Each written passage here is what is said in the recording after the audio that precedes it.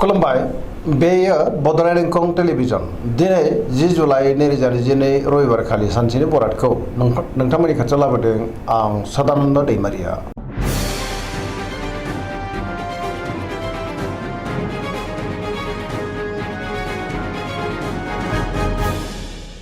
सिगां फरायनो लादों मेष राशि गिबि हांखो अ ल दिनैनि साना जोबोद मोजां। बहाबा दावबायहैनो खाबु मोननो हागौ आरो मोजाङैनो हान्थिनोबो हागोन।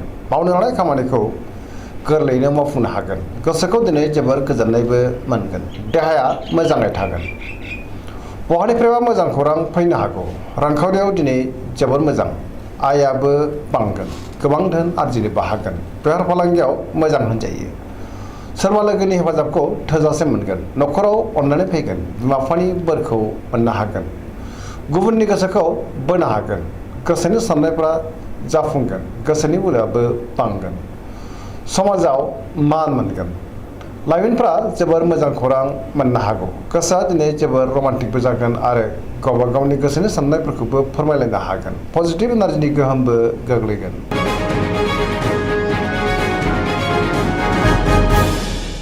वृष राशि गिबि हांखो इ उ ब दिनैनि साना जोबोर मोजां।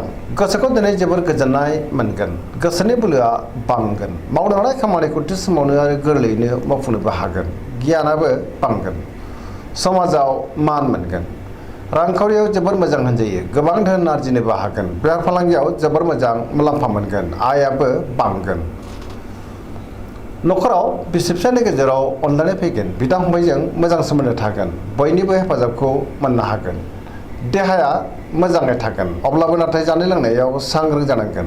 गुबुन हेफाजाबखौ दिनै थोजासे मोनगोन। जायखि खामानि मावा मानो मोनफ्रोमबो खामानिखौनो दिनै गोरलैयैनो मावफुंनो हागोन। सोरबा लोगोनि अनसायनाय मोननो हागौ। गोसोनि साननायफोरा जाफुंगोन। पजिटिभ एनार्जिनि गोहोमबो गोग्लैगोन।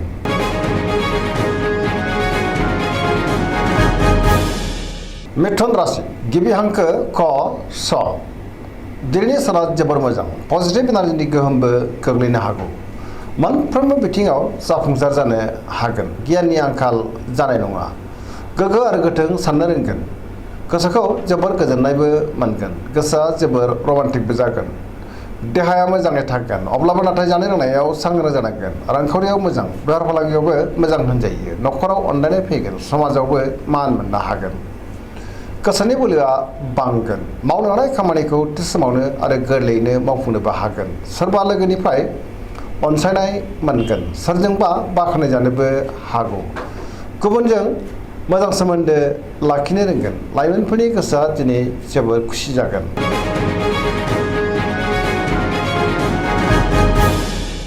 कर्कट राशि गिबि हांखो ड ह दिनैनि साना जोबोर मोजां। गोसोखौ दिनै जोबोर गोजोननाय मोनगोन। सोरबा लोगोजों बाख्नाय जानो हागौ। गोसोनि साननायफ्रा जाफुंगोन। गोसोआव पजिटिभ साननाय फैगोन। गोथों आरो गोग्गो साननो रोंगोन। गियाननि आंखाल जानाय नङा। मावनो लानाय खामानिखौ थि समावनो आरो गोरलैयैनो मावफुंनोबो हागोन। रांखावरियाव जोबोर मोजां। बेफार फालांगियावबो दिनै जोबोर मोजां मुलाम्फा मोनगोन। गुबुनजों मोजां सोमोन्दो लाखिनो रोंगोन। न'खराव अननानै फैगोन। समाजावबो लोगो लेवा बांनो हागौ। देहाया दिनै मोजाङैनो थागोन। बिमा बिफानि अननाय आरो बोरखौ मोननो हागोन। समाजावबो मान मोनगोन। फरायसाफ्रा दिनै फरायनायाव गोसो दुंखांगोन आरो मोजां फिथाइ मोननोबो हागोन। धोरोमारि बिथिङाव गोसो दुंखांगोन।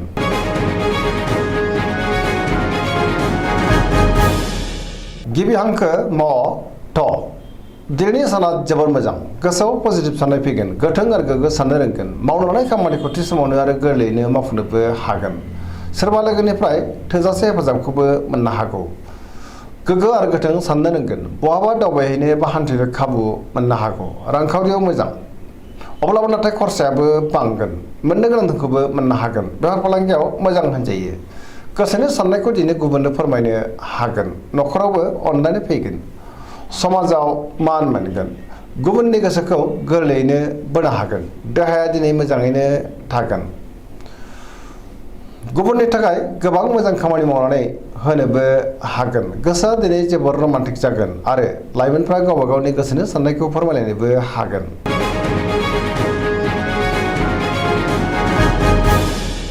कन्या राशि गिबि हांखो प ट दिनैनि साना जोबोर मोजां गोसोआव पजिटिभ साननाय फैगोन गोथों आरो गोग्गो साननो रोंगोन गियाननि आंखाल जानाय नङा रांखावरियाव मोजां नाथाय अब्लाबो खरसायाबो बांगोन बेफार फालांगियाव मोजां मुलाम्फा मोनगोन देहाया दिनै मोजाङै थागोन गोबां मुंदांखा सुबुंजों लोगो मोनज्लायनो हागौ न'खरावबो अनलायनाय फैगोन सोरबा लोगोजों बाख्नाय जानोबो हागौ गोसोआ दिनै जोबोर रमान्टिक जागोन आरो लाइमोनफ्रा गावबा गावनि गोसोनि साननायखौ फोरमायलायनोबो हागोन पजिटिभ एनार्जिनि गोहोमबो गोग्लैगोन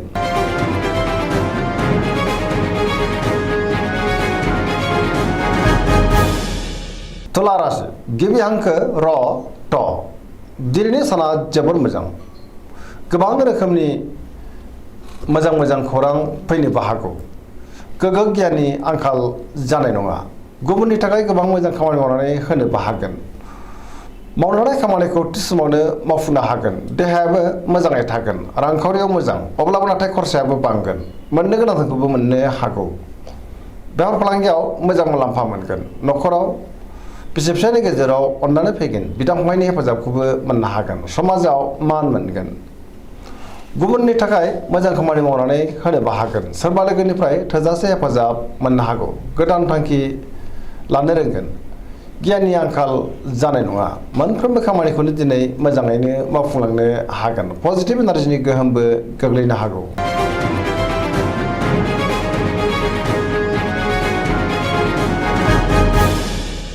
वृश्चिक राशि गिबि हांखो न स दिनैनि साना जोबोर मोजां पजिटिभ एनार्जिनि गोहोम गोग्लैगोन समाजाव लोगो लेवा बांगोन सोरबा गोजाम लोगोजों बहाबा लोगो मोननानै गोसोखौ दिनै जोबोर गोजोननाय मोनगोन गोसोआव गोग्गो आरो गोथों साननाय फैगोन गियाननि आंखाल जानाय नङा मावनो लानाय खामानिखौ थि समावनो आरो गोरलैयैनो मावफुंनोबो हागोन गुबुननिफ्राय हेफाजाब मोननो हागोन बहाबा दावबायहैनो एबा हान्थिनो खाबु मोननो हागौ गोसोनि साननायफोरा जाफुंगोन गोसोनि बोलोआबो बांगोन समाजावबो मान मोनगोन न'खराव बिसि फिसायनि गेजेराव अननानै फैगोन रांखावरियाव दिनै जोबोर मोजां नाथाय अब्लाबो खरसायाबो बांगोन बेफार फालांगियाव जोबोर मोजां मुलाम्फा मोनगोन देहायाबो मोजाङै थागोन फरायसाफ्रा दिनै फरायनायाव गोसो दुंखांगोन आरो मोजां फिथाइ मोनगोन लाइमोनफोरा जोबोर रमान्टिक जागोन आरो गावबा गावनि गोसोनि साननायखौ फोरमायलायनोबो हागोन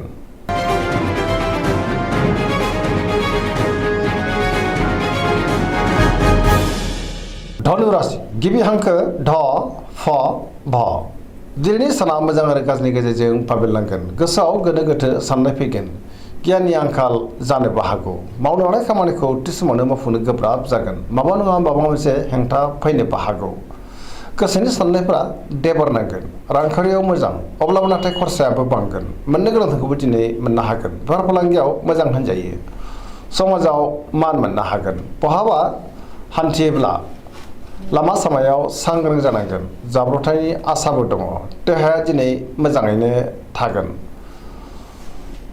गुबुननि थाखाय मोजां खामानि मावनानै होनोबो हागोन न'खराव बिसि फिसायनि गेजेराव अनलायनाय फैगोन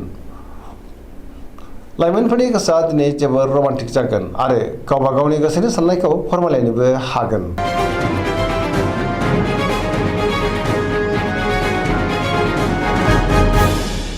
मकर राशि गिबि हांखो ख ज दिनैनि साना जोबोर मोजां गोसोनि साननाया मोगथाङाव जाफुंगोन मावनो लानाय खामानिखौ थि समावनो आरो गोरलैयैनो मावफुंनोबो हागोन रांखावरियाव दिनै जोबोर मोजां अब्लाबो नाथाय खरसायाबो बांगोन मोननो गोनांखौबो दिनै मोननो हागोन बेफार फालांगियाव जोबोर मोजां मुलाम्फा मोनगोन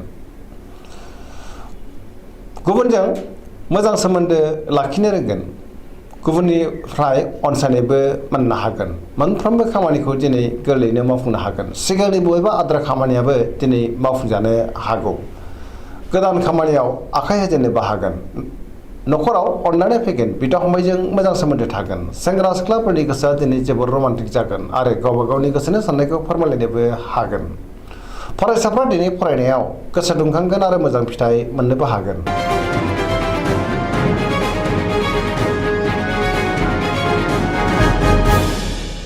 कुम्भ राशि गिबि हांखो ग स दिनैनि साना जोबोर मोजां गोसोखौ जोबोर गोजोननाय मोनगोन गुबुननि थाखाय गोबां मोजां खामानि मावनानै होनोबो हागोन बयनिफ्रायबो मोजां खौरां फैनोबो हागौ समाजाव गोबां मान मोनगोन गोबां मुंदांखा सुबुंजों दिनै लोगो मोनज्लायनो हागौ रांखावरियाव जोबोर मोजां बहानिफ्रायबा गोबां धोन आरजिनोबो हागोन देहायाबो मोजाङै थागोन गोबां मुंदांखा सुबुंजों लोगो मोनज्लायनो हागौ नखराव बिसि फिसायनि गेजेराव अननाय फैगोन गुबुननि हेफाजाबखौबो मोननो हागोन बिमा बिफानि अननाय आरो बोरखौ मोननो हागोन बहाबा थाङोब्ला दिनै जोबोर मोजां आरो मोजाङैनो हान्थिनोबो हागोन।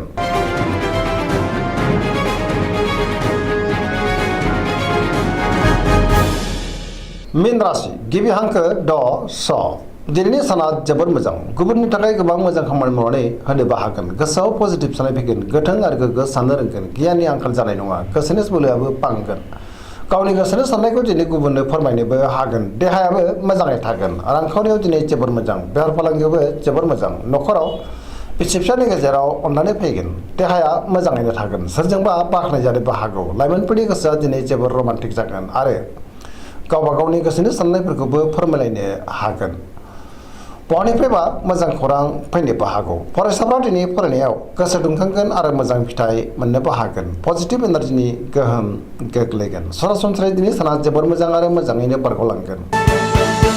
दिनैनि राशि फरायनाया एसेनोसै जोबनायाव बेखौनो खावलायो जाहाथे नोंथांमोना सानफ्रोमबो जोंनि बे बड'लेण्ड इंखं टेलिभिजनखौ नायबाय थायो आरो साबस्क्राइब खालामो लोगोसे लाइक खालामो आरो शेयार खालामो एसेनोसै गोजोन्थों।